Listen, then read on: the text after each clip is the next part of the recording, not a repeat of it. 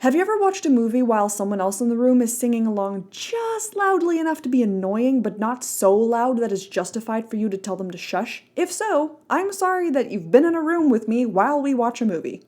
Time for SIMBIB. Here we go again. Hello folks, welcome back to Stuff I Make Because I'm Bored. My name is Sin and I will be your host, and today I want to talk to you about Mamma Mia 1 and 2. I saw these ABBA jukebox musicals last weekend with a bunch of friends on film night, where we watch movies on a projector in a cozy studio about once per month. It's great fun. I knew of the existence of these musical movies, but I'd never actually had a chance to watch them, which is weird because I'm a huge fan of ABBA just like almost everyone else on the planet, and since I also like musicals and keep telling myself that I had to watch more of them, I decided to brave the snow and the cold weather to go see them. By the way, I haven't seen any cult flyers for almost 2 weeks now. I think it's too cold and the lantern poles are too wet for their flimsy tape to hold up. As usual, I'll do a spoiler-free segment before going into a full breakdown of the movie, so let's get into it. Part 1. Overview.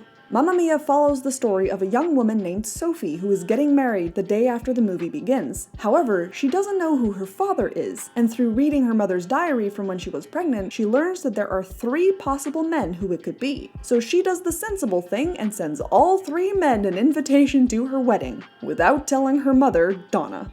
Hijinks ensue. The story is overall pretty straightforward, but the performances are fun and engaging. There were even a few moments that really tugged on my heartstrings, and it was a very enjoyable watch. It's very clear through the whole thing that everyone is having a blast. The movie itself is also very beautiful, set in the scenic, fake, Greek island of Kalokari, but it was filmed on the real island of Skopelos. The scenery is gorgeous, and many shots in the film are intensely colorful. A lot of scenes in the film also take place in the hotel that Donna runs, and the interiors are designed with such care and attention to detail. The sets feel incredibly real and lived in. Part 2. The music. As I mentioned, the movie is a jukebox musical. A jukebox musical is a musical that uses pre-existing music as the musical numbers instead of having original songs. Usually this results in the songs not being super specific to the story, and so the whole feeling of the musical is a bit off. It can be done well though, I think, but for the most part I prefer musicals where the music is actually, part of the story. That said, I think Mamma Mia beautifully threads this needle by slightly adjusting the lyrics for the original songs from ABBA, flipping the order of the verses, or strategically cutting the music where the songs would become too specific or too far removed from the context they're being used for. A great example of this is the very opening shot of the film, where we hear the main character Sophie singing "I Have a Dream," but the song stops before it gets to the chorus because the lyrics "I believe in angels" don't really fit with what Sophie's actual dream is. Speaking of, Sophie, played by Amanda Seyfried, has a lovely voice, and she does a great job with all of the musical segments in this movie. The rest of the cast is not too shabby either, though I will say that aside from Seyfried, there's not really any standout performances, great or terrible. Meryl Streep, who plays Sophie's mother Donna, is also alright. She definitely gives it her all, that's for sure, but I don't think I'd put the soundtrack on to listen outside of the context of the movie. Part 3. Performances. Vocal performances aside, the movie is written in a way that feels very theatrical, which makes sense seeing as the movie is based off the 1999 Broadway musical of the same name. From the line delivery to the behavior of the characters and even the visual gags, it feels very silly and goofy and theatrical. The acting itself is good. I mean, I didn't see anything that looked off to me, keeping in mind that I'm a terrible judge of this, though there were some moments that I was like, Women should never fall so easily. Do you want me to leave? Part 4. Story breakdown. Warning, this is where spoilers begin if you care. Skip to this time code to skip spoilers. The movie opens to a slowed down version of "I Have a Dream," sung by Sophie as she rows a small boat towards an island that we see in the distance. Her voice is quiet and haunting, and when she gets to the island, we see her approach a mailbox holding 3 letters, which she mails after repeating the last line in the song. Even if you fail. How mysterious. I wonder what her dream is. I wonder who the letters are for. Hard cut to a montage set to an instrumental of Man After Midnight, where we follow the recipients of the letters, 3 men, as they travel to some unknown destination. We cut back to the island where we see Sophie sprinting down the dock toward 2 women stepping off the ferry, and I am extremely forcefully taken back to my high school days.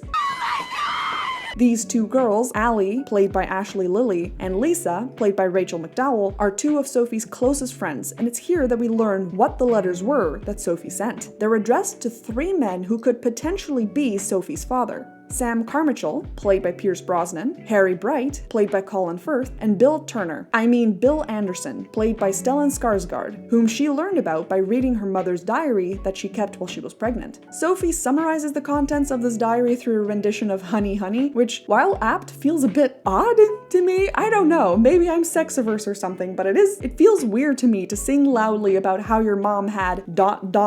with several men, and that's why you don't know who your father is. The letters she posted are written for the men as if they were written by Sophie's mother, Donna, using details from the diary to get them to come to the island, without mentioning that any of them could be Sophie's father. Unrelated, at this point in the film, my friend, who was also at film night, asked me what I thought the plot was, to which I said, based on the context, I think they're getting parent-trapped. Disclaimer, I have not seen The Parent Trap, but I'm pretty sure that the plot of this movie is like Mamma Mia. See, Sophie thinks that just seeing these men would be enough for her to instinctively know which of them is her real father, which would be impressive to me because they all look identical. We cut back to the men in question as they make their way toward a dock, where two of them miss their ferry to Kalakari. They commiserate that it sucks, as this was the last ferry of the day, and they have something important to attend to the next day on the island. Thankfully, they run into the third man from the montage, who has a boat, and offers to take them to the island. This is a really fun shot, and the final split screen of the two taxis speeding toward the center of the screen, then zooming out to show them both peeling into the dock was very clever. I like that a lot. We cut to the ferry that they missed, on which we meet two more women, probably in their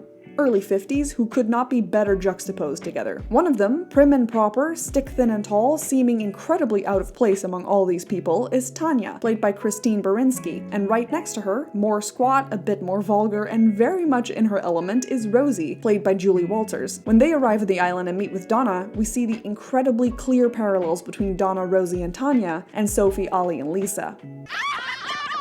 This is where we learn more about Donna and the life she leads on the island as the three banter together, and it's very clear that these three characters have excellent chemistry together. We learn that Donna owns a hotel on Kalakari, and that she works all night and works all day to pay the bill she has to pay. Through this musical number, you can see the background characters chiming in with their opinions,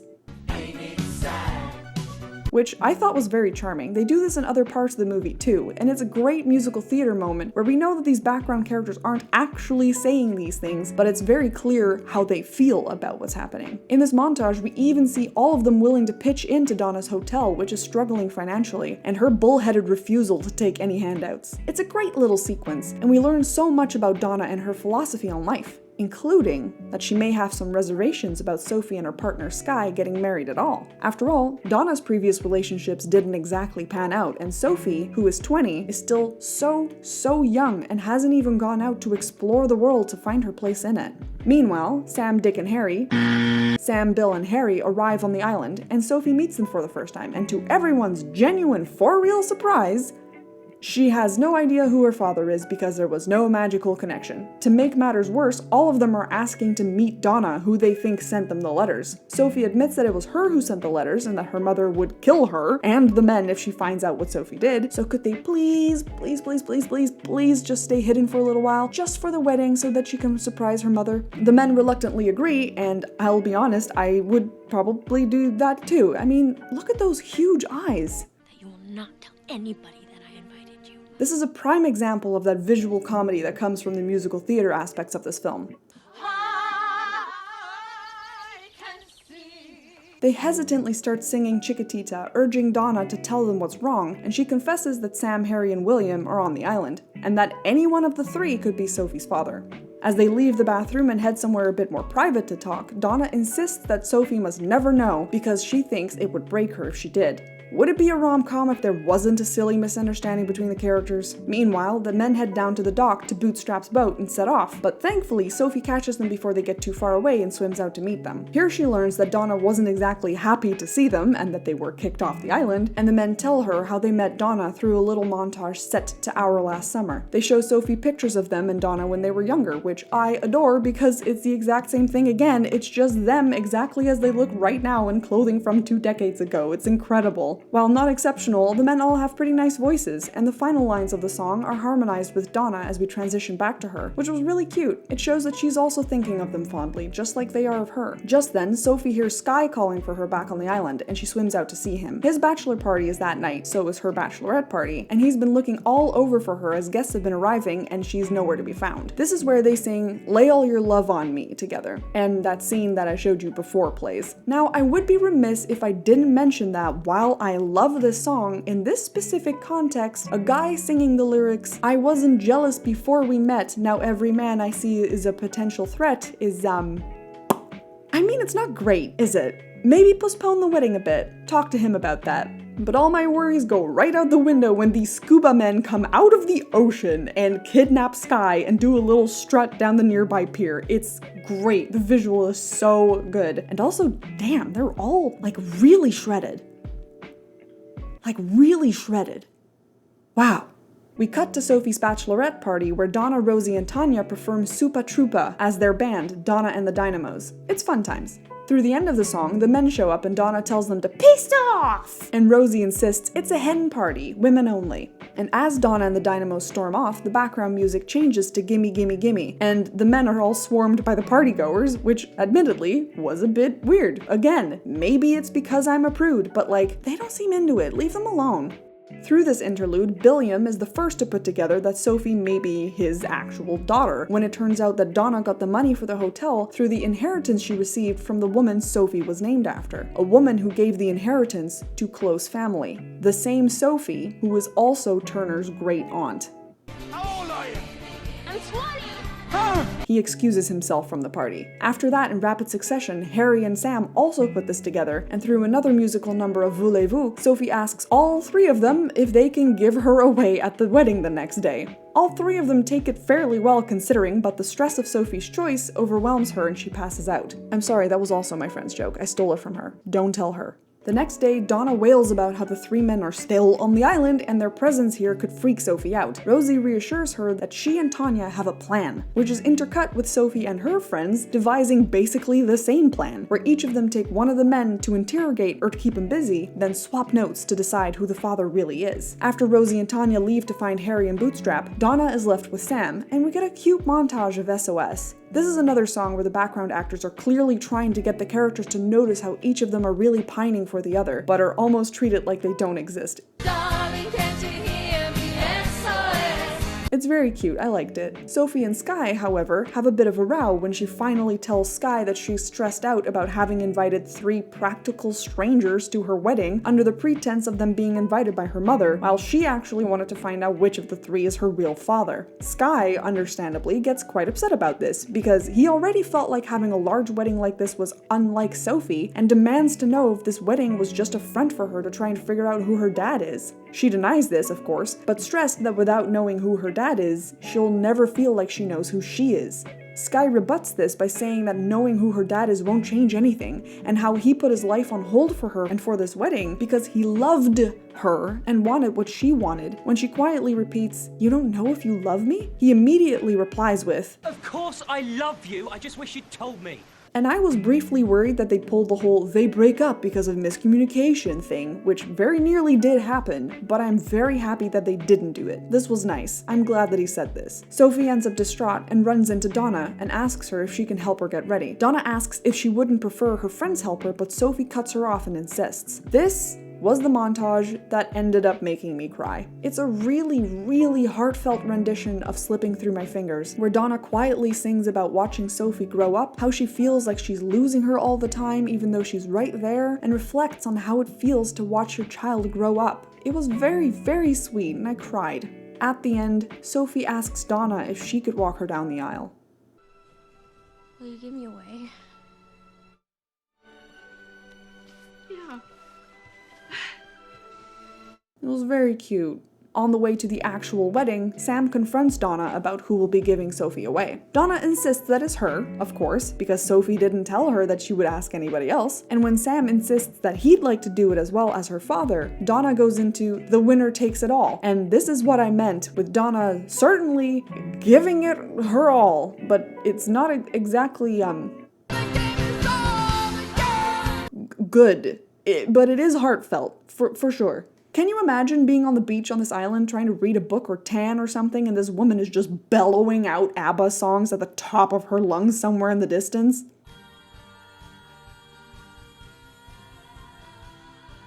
That would just put me off my reading. At the actual altar, Donna is the one who walks Sophie down the aisle to Sky. The priest thanks everyone for being here, and Donna awkwardly interrupts to say, and of the people who are here is also Sophie's father. To which, of course, all three of the men stand up. There's some great dialogue here as Sophie explains why they're there. Donna's trying to convince Sophie that she doesn't know who the actual father is, and it ends in the men saying, "We're just happy being 1/3 Sophie's dad." And Sophie doesn't end up marrying Sky once she learns this, because it's not what she truly wanted anyway. But there is a wedding between Donna and Sam. Can't you feel it? Say I do.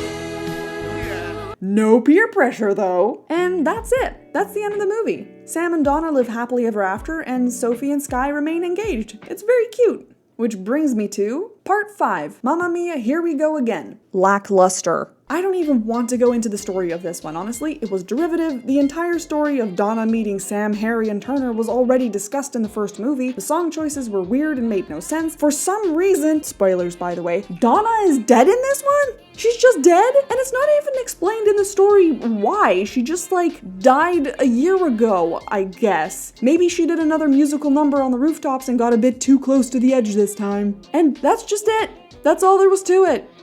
Sad. And worst of all, at the end, after Sophie gives birth to her son, listen, I don't want to get into it, okay? When she walks into the church for the baptism, at least I'm assuming it was a baptism, that's what the water was there for, right? I don't religion. Donna's ghost is there singing to Sophie, and I cried. Heavily. How couldn't I? That was a cheap trick, Mamma Mia, Here We Go Again. You didn't earn those tears. For shame. Closing thoughts. I loved Mamma Mia. I'm not in a hurry to watch it again, but the visuals, the music, and the general story were very fun and I had a blast. It was also very refreshing to see how much fun the actors were clearly having through the filming process. I'd rate this one a solid 7 out of 10, and I recommend it to you if it sounds fun. Mamma Mia, Here We Go Again, though, was bad, and probably especially so because we watched them back to back. If I had waited 10 years between watching the first and the second movie, like anybody who watched these movies in the theater when they came out, I would probably feel a bit different about it. It had several song repeats, because how could they avoid doing that? But they also added the entirety of Fernando, a song I really like that made no sense as the song is about watching your lover go to war. Which was not what was happening, Cher. Oh yeah, Cher is in this one, as Donna's mom, whom I thought, based on context clues from the first movie, was dead. I guess not. I rate this one a 4 out of 10. It's not worth your time, skip it. Have you seen Mamma Mia? Do you like ABBA, and which of their songs is your favorite? Do you have any other musicals you recommend that are not jukebox musicals? Let me know in the comments. Thanks for spending some time with me. Leave a like and subscribe if you'd like to see more videos like this in the future. I post videos every Tuesday at noon Eastern. If you want to hear from me more often, you can follow me on all my social medias. You can find the @ here and in the description. But that's all from me today, folks. I'll see you in the next video. Bye! SIMBIB, stuff I make because I'm bored.